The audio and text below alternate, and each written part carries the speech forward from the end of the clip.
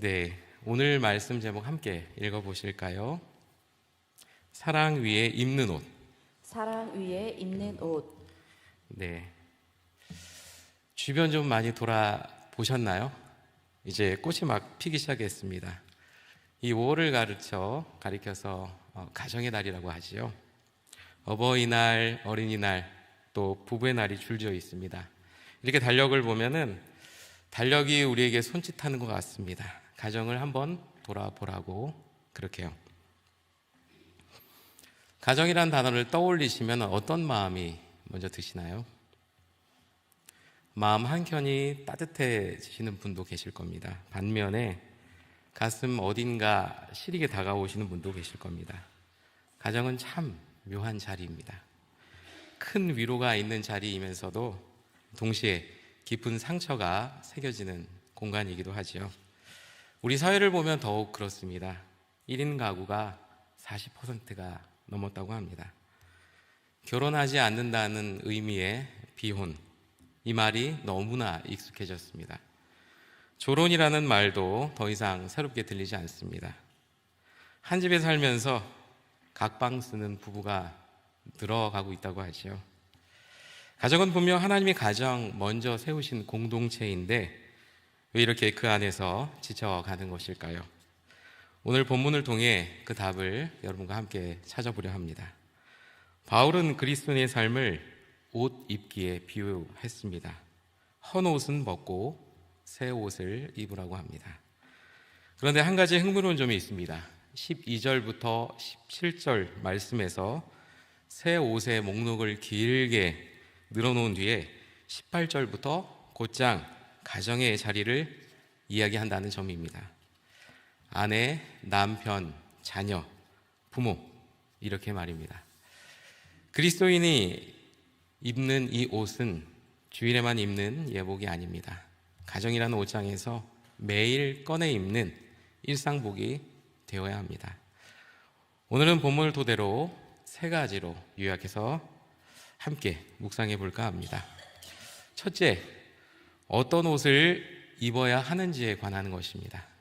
둘째는 가정 안에 무엇이 다스려져야 하는지 함께 나누도록 하겠습니다. 그리고 마지막으로 각자의 자리에서 어떻게 살아야 하는가 이렇게 살펴보도록 하겠습니다. 네, 오늘 이 골로새서 말씀을 보기 전에 골로새 아주 유명한 별명을 가지고 있습니다. 바로 위대한 용서의 도시라는 별명입니다. 이 골로새서는 사도 바울이 주후 60년경에 로마 감옥에서 기록한 것으로 추정됩니다. 저 지도에 보시는 것처럼 골로새는 동방과 서방을 잇는 고대 도로의 관문과 같은 도시입니다. 서쪽으로 가면은 에베소 항구가 있습니다. 또 서북쪽으로는 서머너와 버가모가 이어지는 길을 이렇게 볼 수가 있습니다. 그래서 골로새는 동서의 연결점이자 요한계시록에 나오는 7교회 모두에 접근할 수 있는 중심점이기도 했습니다. 이 지역에는 본래 부르기아인이 살고 있었는데요. 그런데 근처에 라오디게아 이 지역이 발전하게 되면서 그리스인이 밀려오게 되었습니다. 게다가 안티오코스 3세가 바벨론의 유대인 가족을 이주시키게 되면서 본토인과 그리스인 그리고 유대인이 어우러진 다문화 도시가 되었습니다. 골로새 교회는 바울이 직접 세운 교회가 아닙니다. 에베소 두라노 서원에서 바울에게 복음을 들었던 에바브라가 돌아와서 아키뽀 또 빌레몬과 함께 세운 교회입니다. 그런데 빌레몬의 종 오네시모가 주인의 돈을 훔쳐서 로마로 도망을 쳤습니다. 그리고 그곳에서 감옥에 갇히게 되었습니다. 그때 감옥에 갇혀있던 바울을 만나서 회심하게 되고 그의 제자가 되었습니다. 바울은 화해 편지인 빌레몬서와 함께 오네시모를 주인에게 다시 돌려보냈습니다. 나중에 그가 골로새를 방문했을 때에 빌레몬이 행한 위대한 용서를 보았을 것으로 추정합니다. 훗날 종이었던 오네시모, 이 돈을 훔쳤다는 종이지요. 디모데에 이어서 에베소의 감독이 되었고 빌레몬도 감독으로 활동하다 순교했습니다. 이 골로새라는 이름은 콜로세움 아시죠? 그 어원과 같습니다. 위대함이란 뜻과 함께 징계, 교정이라는 뜻도 담고 있습니다. 골로새에서 일어난 이 위대한 용서는 오네시모라고 하는 한 사람의 인생을 완전히 교정시킨 사건이었던 셈이죠. 가족 관계에서 보면은 가장 힘든 부분이 바로 이해와 용서가 아닐까 생각합니다. 위대한 용서의 도시가 바로 오늘 본문의 배경인 골로새입니다. 이 배경을 가지고 함께 말씀을 살펴보겠습니다.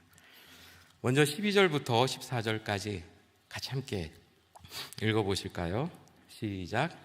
그러므로 너희는 하나님이 택하사 거룩하고 사랑받는 자처럼 긍휼과 자비와 겸손과 온유와 오래 참음을 옷 입고 누가 누구에게 불만이 있거든 서로 용납하여 피차 용서하되 주께서 너희를 용서하신 것 같이 너희도 그리하고 이 모든 것 위에 사랑을 더하라. 이는 온전하게 매는 띠니라. 아멘. 너무 은혜가 되는 말씀이죠. 바울은 그리스도인의 마음을 옷장에 비유합니다. 그 옷장 앞에서 가장 먼저 던지는 명령이 바로 옷 입으라입니다. 헬라어 엔디 사스테란 단어인데요, 권유하는 말이 아닙니다. 옷을 꺼내 직접 몸에 두르듯이 마음 먹고 입으라고 하는 명령형의 단어입니다. 우리는 매일 아침 옷장에 섭니다. 오늘 날씨가 어떨지, 또 어디를 가야 할지 생각하면서 그에 맞는 옷을 꺼내 입지요. 그런데 바울은 또 다른 옷장을 보여줍니다. 마음의 옷장입니다. 가정으로 들어가기 전에 반드시 들려야 할 옷장입니다. 그 옷장 안에 5벌의 옷이 걸려 있습니다. 바로 첫 번째 옷입니다. 긍휼의 옷입니다. 본문에 쓰인 헬라어 스플랑크나, 이 단어의 본래 의미는 내장, 창자를 의미합니다. 신약 성경에서는 우러나는 연민과 사랑을 가리키는 말로 사용되었습니다. 예수님께서 불쌍히 여기신다, 그러실 때 스플랑크 니조마이라고 하는 단어를 사용하셨는데 같은 단어입니다. 동정이 아니라 함께 아파하고 돕지 않고는 견딜 수 없는 마음에 가깝습니다. 가족이 한숨 쉴 때 머리로 알아채는 사람이 있습니다. 그런데 가슴이 먼저 아픈 사람이 있습니다. 긍휼은 이런 것입니다. 속에서 우러나는 연민, 사랑이 바로 긍휼입니다. 둘째는 자비의 옷입니다. 헬라어 크레스토테스라고 하는 단어인데요, 본래 쓸모있음, 부드러움을 의미하는 단어입니다. 그런데 친절함, 너그러움, 따뜻함을 가리키는 의미로 사용되었습니다. 격식을 차린 예의가 아니라 상대를 부드럽게 대하는 따뜻함에 가까운 단어입니다. 세 번째 옷은 겸손의 옷입니다. 헬라어를 보시면은 낮게 두는 마음, 이 단어가 합성된 그런 의미를 가지고 있습니다. 당시 그리스 로마 사회는 노예가 가져야 할 덕목이 있었습니다. 바로 이 단어입니다. 근데 성경이 이를 그리스도의 핵심 성품으로 끌어올린 것이지요. 예수님께서 친히 자기를 낮추시고 십자가까지 내려가신 그 모습에서 이 단어의 의미가 새로졌기 때문입니다. 자기를 비하하는 것이 아니라 상대를 나보다 훨씬 더 낮게 여기는 것입니다. 네 번째 옷은 온유의 옷입니다. 헬라어 프라위테스라고 하는 단어인데요, 부드러움을 뜻하는 단어입니다. 흥미롭게도 헬라 세계에서는 길들여진 야생마에게 이 단어를 썼다고 합니다. 사실인지는 모르겠습니다. 근데 이제 본래의 힘은 그대로인데 잘 다스려진 상태를 의미하는 것입니다. 예수님께서 친히 나는 마음이 온유하다 하셨죠. 모세를 가장 온유한 자로 불렀습니다. 그 단어입니다. 힘이 없어서 부드러운 것이 아니라 힘이 있음에도 휘둘리지 않는 절제가 바로 온유입니다. 이제 다섯 번째, 마지막 옷입니다. 오래 참음의 옷입니다. 이 헬라어 마크로디미아라고 하는 단어는 길다. 마크로스와 또 분노를 의미하는 뒷모습이 합쳐진 단어입니다. 화가 길다, 분노까지 이르는 거리가 멀다라는 의미이지요. 체념이 아니라 호흡을 조금 길게 가지고 끝까지 기다리는 마음입니다. 이 5벌을 우리가 가정의 언어로 한번 바꿔볼까요? 긍휼은 이렇게 바꿔보겠습니다. 가족의 한숨, 힘들어하는 것을 알아채리는 마음입니다. 자비는 생각과 말과 행동을 부드럽게 그리고 따뜻하게 건네는 일이겠지요. 겸손은 내가 틀렸을 수도 있다 인정하는 용기가 될 것입니다. 온유는 화가 나도 말을 함부로 하지 않고, 간혹 식탁을 뒤엎는 분이 계신가요? 식탁을 뒤엎지 않는 절제입니다. 오래 참음 같은 실수를 반복하는 그 가족에게 한 번 더 기회를 주는 마음입니다. 이 옷을 입고 가정에 들어가는 것만으로도 집안의 온도가 달라지지 않을까요? 13절 말씀을 봅니다. 바울은 누가 누구에게 불만이 있거든 이렇게 전제합니다. 현실을 아는 사람의 말이지요. 바울 사도는 가정에 불만이 없어야 한다 이렇게 말하지 않습니다. 완벽한 가정은 어디에도 없습니다. 바울은 이것을 알고 있었습니다. 팀 켈러 목사가 결혼을 말하다라고 하는 책에서 흥미로운 이야기를 했습니다. 결혼은 2명의 죄인이 함께 잘하기로 한 약속이라고요. 우리는 결혼할 때 상대를 다 안다고 생각하지요. 그런데 사실은 잘 모르는 사람과 약속한 것입니다. 그래서 결혼 이후의 그 시간은 약속한 그 사람을 천천히 알아가는 그 모습을 사랑하기로 매일 다시 결심하는 시간이라는 것이죠. 이 말이 과연 결혼에만 해당이 될까요? 부모와 자녀 사이도 마찬가지입니다. 우리는 자녀에 대해서 다 안다고 생각할 때가 있습니다. 그러나 모르는 부분이 훨씬 더 많습니다. 자녀 또한 부모에 대해서도 그렇고요. 가족은 다 아는 사이가 아니라 평생 알아가야 하는 사이입니다. 그래서 바울은 2가지 길을 권했습니다. 첫 번째, 용납과 용서입니다. 용납은 상대의 다름을 받아들이는 것이지요. 용서는 상대의 잘못을 놓아주는 것입니다. 그 기준은 주께서 너희를 용서하신 것 같이입니다. 우리는 십자가에서 받은 용서의 크기를 기억하게 되는 그러한 그때까지가 가정에서 베풀어야 할 용서가 결코 감당하지 못할 만큼 크지 않다는 것을 깨닫게 될 것입니다.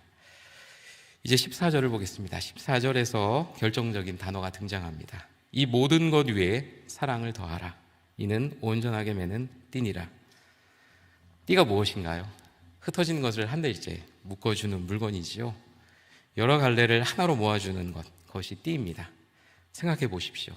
이 5벌의 옷을 다 입었습니다. 그런데 띠가 없다면 옷자락이 흩어지겠지요.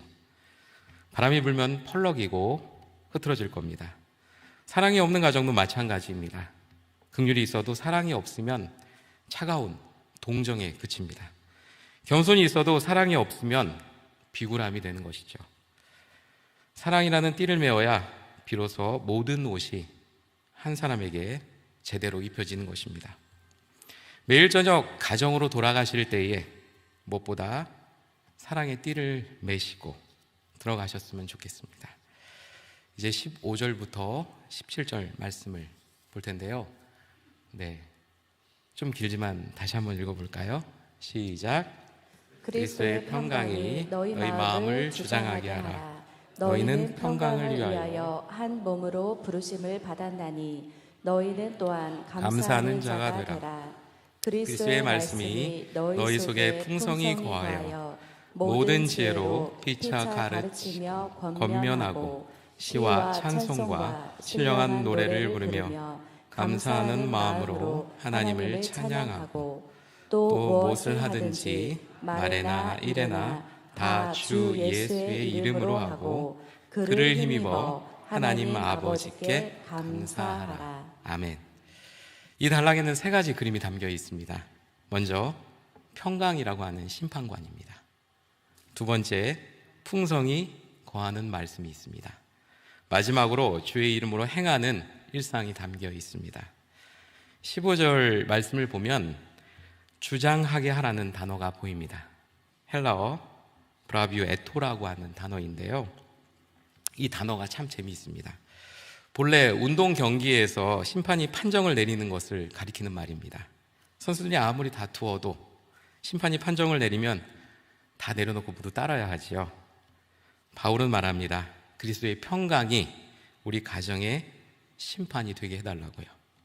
가정에서 다툼이 일어날 때에 무엇을 기준으로 삼고 계신가요? 보통은 내가 다 옳다입니다. 가정 안에서 일어나는 갈등 대부분을 조금만 더 살펴보면 옳고 그름의 문제가 아니라 자존심의 문제일 때가 많습니다. 남편이 옳을 때가 있고 또 아내가 옳을 때가 있습니다. 부모의 말이 옳을 때가 있지요. 반면에 자녀의 생각이 더 합리적일 때가 있습니다. 그런데 서로 끝까지 자기 말이 맞다고 우깁니다. 그런데 그 끝에 무엇이 남을까요? 승리는 남을지 몰라도 평강은 사라지게 됩니다. 평강이 떠난 그 가정의 그 자리에 승리는 곧 폐허로 남게 되지요. 그래서 바울의 권면은 이러합니다. 내가 옳은가를 묻지 말고 이 결정이 우리 집에 평강을 가져오는가를 물으라고 하는 것입니다. 한 발 물러서는 것은 지는 것이 아닙니다. 평강의 심판에 순복하는 것이지요. 그것이 어쩌면 가장 용감하고도 지혜로운 선택이 아닐까 생각합니다. 16절 보시면 단어가 하나 보이는데요. 거하여라는 단어가 보입니다. 이 단어의 의미도 참 깊습니다. 헬라어 에노이 케이토라고 하는 단어인데요. 안에 거주하다라는 단어입니다. 손님처럼 잠깐 거주하다가 지나가는 것이 아닙니다. 한 집에서 함께 사는 가족처럼 머문다는 것이죠. 그 앞에 단어 하나가 붙어 있습니다. 풍성이에 해당하는 단어 플루시오스라고 하는 헬라어인데요. 인색하지 않게 넉넉하게 이런 뜻을 가지고 있습니다. 이 두 단어를 합하게 되면 이런 말이 됩니다. 그리스도의 말씀이 우리 집의 가족처럼 넉넉하게 머물게 하라. 가정을 한번 떠올려 보십시오. 우리 가정의 말씀은 손님으로 잠깐 머물다가 월요일 되면 도망가는 것인지, 아니면 한 식구로 한 주간 내내 함께 사시는 그런 말씀인지 한번 생각해 보십시오. 말씀이 풍성히 거하는 가정은 과연 어떤 가정일까요? 거창한 것은 아닐 겁니다. 식사 전에 짧게 손을 모으는 가정, 또 자녀가 시험을 보러 가는 그날 성경 말씀 한 구절을 읽어주는 가정, 또 부부가 잠들기 전에 그날 있었던 감사한 일 하나라도 나누는 가정, 그런 가정이 아닐까 생각합니다. 본문은 피차 가르치며 권면하라고 합니다. 일방통행이 아닙니다. 부모만 자녀에게 가르치라는 뜻이 아닙니다. 때로는 자녀를 통해 잊고 있던 하나님의 얼굴을 다시 볼 때가 있지요. 남편의 결단력에서 아내가 위안을 얻습니다. 또 아내의 섬세함에서 남편이 영적 분별력을 배울 수도 있습니다. 가정은 서로가 서로의 스승이 되는 작은 교회, 작은 학교인 것입니다. 부엌도 그렇게 생각하면 예배당이 됩니다. 자, 17절은 모든 것을 정리합니다. 제가 읽겠습니다. 또 무엇을 하든지 말에나 일에나 다 주 예수의 이름으로 하고 그를 힘입어 하나님 아버지께 감사하라. 아멘. 빨래를 하는 손, 또 설거지를 하는 손, 아이 숙제를 봐주는 손, 또 부모님께 안부 전하는 손, 이 모든 일을 주 예수의 이름으로 하라는 것입니다. 미국의 목회자 유진 피터슨이라는 사람이 신앙생활을 한마디로 표현한 적이 있습니다. 한 길을 오래 걷는 순례라고 했습니다. 화려한 영성도 아니고 한순간에 폭발적인 어떤 체험도 아닙니다. 그저 같은 방향으로 매일 한 걸음씩 묵묵히 걷는 것, 그것이 그리스도인의 삶이라는 것입니다. 가정생활이 그렇지요. 한순간의 감격으로 유지되는 게 아니라는 것 모두 잘 알고 계십니다. 같은 부엌, 같은 식탁, 같은 식구를 향해 묵묵히 한 걸음씩 가는 것입니다. 그리고 그 한 걸음이 주 예수의 이름으로 떼어질 때에 평범한 부엌, 이 평범한 가정은 아주 작은 예배당이 됩니다. 가정이 부엌과 거실로 이루어진 공간이 아니라 매일의 작은 예배가 드려지는 자리가 된다는 것, 바울이 말하는 그리스도인의 가정입니다. 네, 이제 본문의 마지막 단락입니다. 18절부터 21절까지의 말씀을 함께 읽겠습니다. 시작. 아내들아 남편에게 복종하라. 이는 주 안에서 마땅하니라. 남편들아 아내를 사랑하며 괴롭게 하지 말라. 자녀들아 모든 일에 부모에게 순종하라. 이는 주 안에서 기쁘게 하는 것이니라. 아비들아 너희 자녀를 노엽게 하지 말지니 낙심할까 함이라. 아멘. 바울이 가족 구성원인 아내, 남편, 자녀, 부모를 차례로 호명합니다. 그런데 이 단락을 관통하고 있는 단어가 있습니다. 바로 주 안에서입니다. 18절과 20절에 담겨 있죠. 바울의 가정윤리는 세상의 가정윤리와는 사뭇 다릅니다. 주 안에서를 그 근거로 삼고 있기 때문에 그렇습니다. 같은 행동이라도 누구를 향해 행동하느냐에 따라 그 의미가 완전히 달라집니다. 18절에 복종하라, 이 단어를 보시면요, 군대에서나 볼 수 있는 상명 하복과 같은 아주 그냥 뻣뻣한 의미를 담고 있지 않습니다. 헬라어 휘포타소라고 하는데요, 오늘은 헬라어를 좀 많이 말씀드립니다. 아래에 두다, 질서 아래에 두다라고 하는 뜻을 가지고 있습니다. 핵심은 역시 주 안에서입니다. 그리스도 안에서 함께 가정을 세워가자는 자발적인 협력의 질서라는 것이죠. 바울은 에베소서 5장 21절에서 그리스도를 경외함으로 피차 복종하라고 했습니다.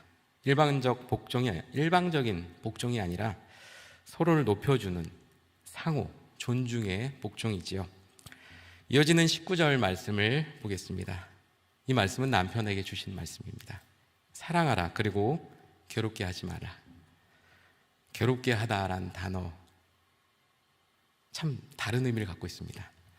그 헬라어의 뜻을 이렇게 보면요, 쓰게 만들다, 이런 의미를 갖고 있습니다. 어원이 피크로스인데 쓰다, 이런 의미입니다. 우리가 음식을 만들 때 어떤 음식은 좀 쓰잖아요. 그 쓴 음식을 지칭할 때 사용하는 그 쓰다의 의미입니다. 마음이 그렇습니다. 우리 마음이 상하면 어떤가요? 참 쓰라리지요. 무엇이 아내의 마음을 이렇게 쓰게 만드는 것일까요? 무시하는 말, 냉담한 태도, 당연하게 여기는 무관심, 또 다른 사람과 비교하는 그런 시선, 이런 것들이 아닐까 생각합니다. 남편된 우리 성도님들께 말씀을 드립니다. 밖에서는 굉장히 예의 바르시고 친절하시죠. 그러나 집에 오면 어떠신가요? 굉장히 무뚝뚝하고 무서운 사람이 되실 것 같습니다. 동료와 주변인에게는 아유 감사합니다, 참 수고하셨습니다, 너무 잘 표현하시는데, 그런데 아내에게는 어떤 말을 주로 사용하시나요? 예전 제가 전전교회에서 한번 설문조사를 했는데, 가정에서 남편이 가장 많이 하는 단어, 저녁에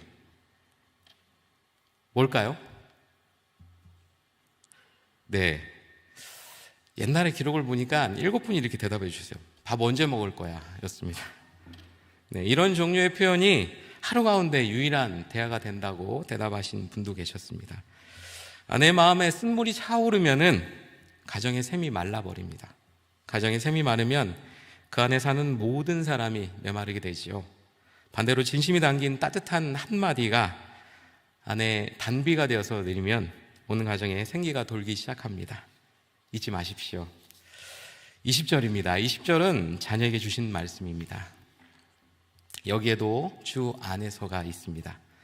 자녀의 순종은 부모의 권위에 대한 맹목적인 복종이 아닙니다. 하나님이 세우신 가정의 질서를 신뢰하는 믿음의 표현인 것이죠.